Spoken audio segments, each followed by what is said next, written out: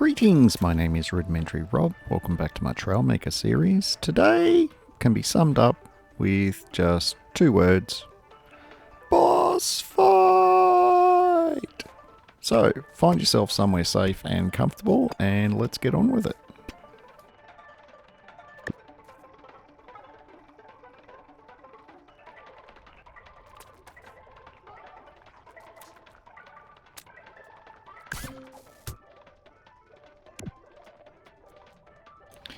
Now, given we have a boss fight on our plate, and given some, we'll say some weaknesses previously identified, mostly that we didn't seem to have enough redundancy with our flotation, and look, a little bit of extra protection is certainly not going to go astray. We do spend a couple of minutes at the start of the episode just doing some tuning and tuning and tuning and tuning. Now, this was 40 minutes worth of recording, and I'm going to say 25 minutes of that was me spent, tuning. As you can see, I even used a funky transition I haven't previously used before, and hey, look, give me a thumbs up if you thought it was cool. If you didn't see it, give me a thumbs up anyway. Haha. We're getting pretty close to the action now, but we're just reviewing our speed situation. We didn't think we were fast enough, and with the last two power cores we unlocked from Understump, I was debating what to do with those two power cores. Do we throw some extra shields on the sides to protect us, which had some merit? Or given how hard these botnacks with, grenades and things seem to be hitting us, I mean, is shields really going to get the job done? Now, I've elected to go with a speed approach because speed is, of course, the answer to everything. And it's certainly given us our endurance has, to this far with our run, been attributed more to speed than, durability through shields and things like that. Look, shields are great, but they're not the answer to everything because they're not... Yeah, look, he says, shields are good, shields are good, shields are good. Even the drill has shields on it, apparently. But as we're going to find out, those shields are not really, like, they're chonky, but our triple grenade launcher setup is going to be decent enough. In terms of solving our redundancy issue, we ended up making a couple of the boat hulls to put in between. I had considered replacing all of the flotation items with the boat hull, but I found that they weren't as streamlined for the corner pieces, and I thought, no, I'll stick with what I've got there, and I'll just put the extra boat hulls in between, just for some more, flotation redundancy. Now, as you can see, our fight is underway. As you can see, our grenades are, well, they're having an effect, but where we're too far away, the grenades are spreading too much to provide enough point damage on the thermal exhaust port type problem.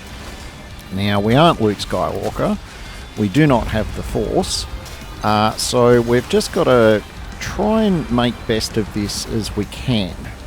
Now, with some of the previous mega drills, I saw grounds for, look, rushing around would make the fight a bit quicker. Something I wasn't really taking on board with this particular mega drill fight was we were collecting a lot of enemies while we were rushing through, trying to, do as much damage as we could. And consequently, we reached a point now where the incoming damage was actually overpowering our shields quite badly. And this is where stuff was really starting to go south.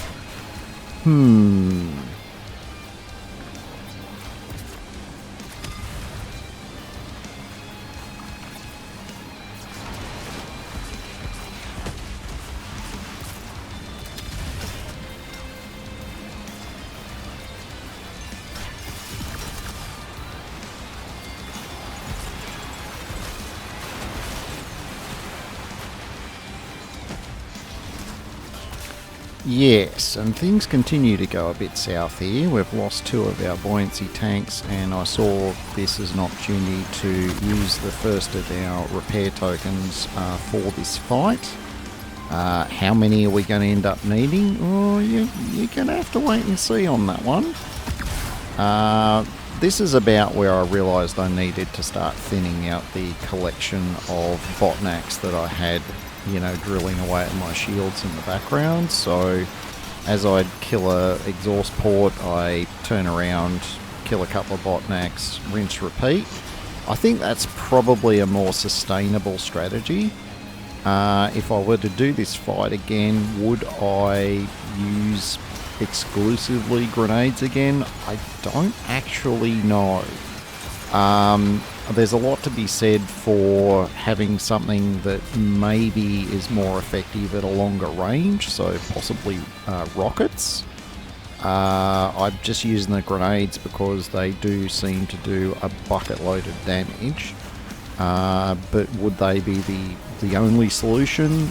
Not sure. Might be up for some experimentation on it on some future playthroughs, but we'll see how we go.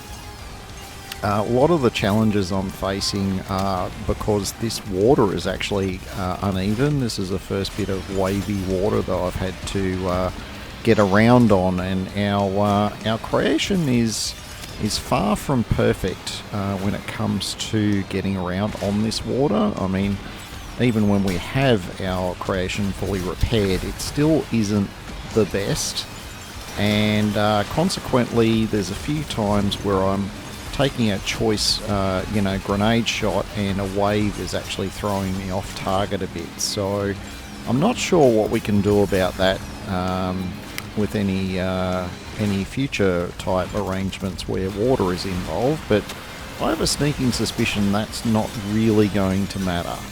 I have a feeling we're going to have a lot more complicated issues moving forward, but for the moment, surviving this fight is, we've got 1 repair token left. We just got whacked by the EMP, and our world is not looking too good right now.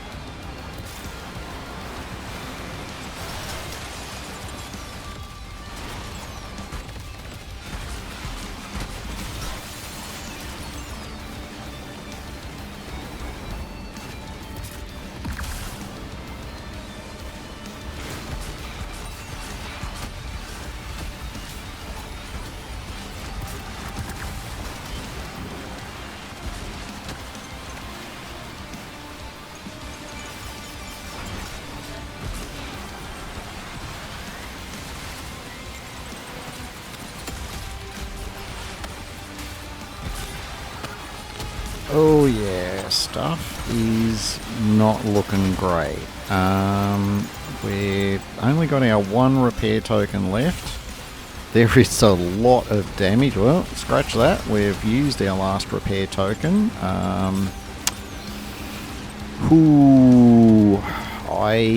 If I were a betting person, I don't think I'd be staking my sheep station on this particular encounter going favourably, but we're still hanging in there.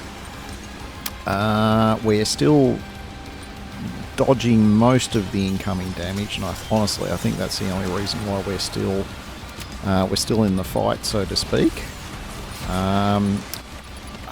Switching to sort of being a bit more controlled in my movements at this stage instead of just going, pedal to the metal the whole time, I think that's helping a lot, because we were getting knocked around by the waves a bit too much when we were going at full speed, and consequently a bit more control. Yeah, we might take a couple of extra hits, but if we can get rid of more botnacks, I think that's the winning strategy here. So there's still a lot of botnacks though. I don't know.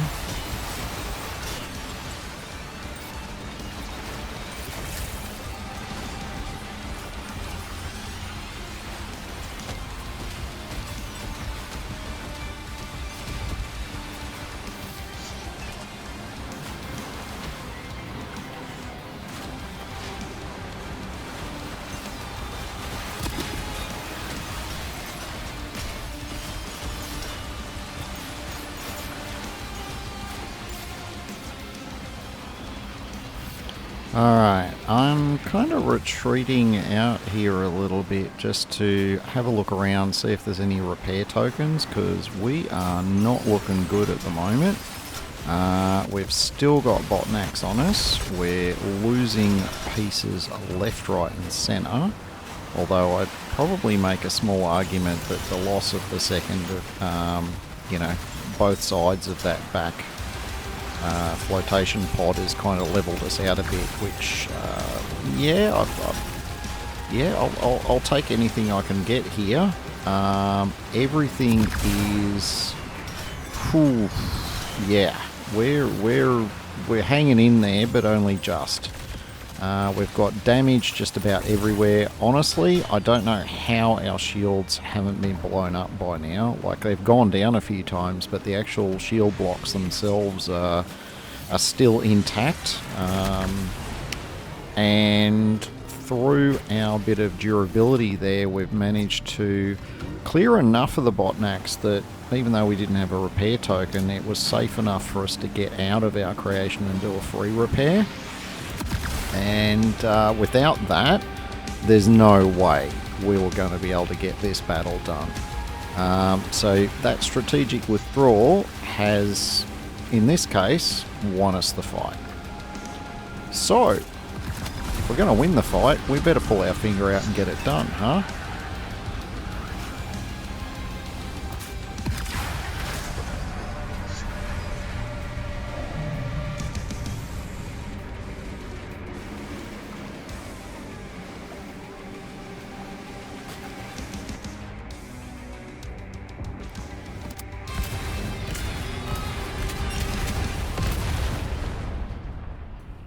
Alright. Oh, that felt so good.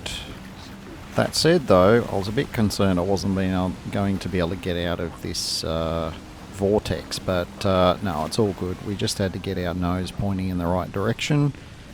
We had quite a bit of cleanup here. We ended up running around and picking up all of those items, and fast forward, here we are back at Understump.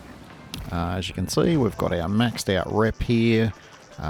We've got our quick little repair there for the little bit of damage that we've taken. And now we're going to have a quick little chat with Master Sapo.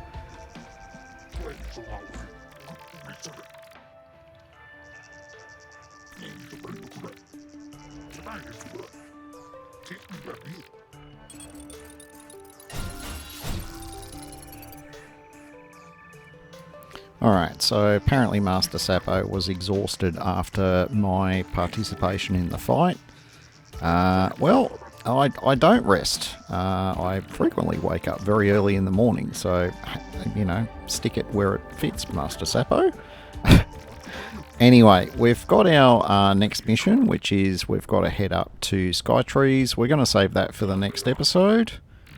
For the moment, we're at the end of this episode. If you've enjoyed it, don't forget to give me a thumbs up and to consider subscribing if you're not already subscribed. Until next time, my name is Rudimentary Rob. Thank you very much for watching, and make sure you have yourself an absolutely fantastic day.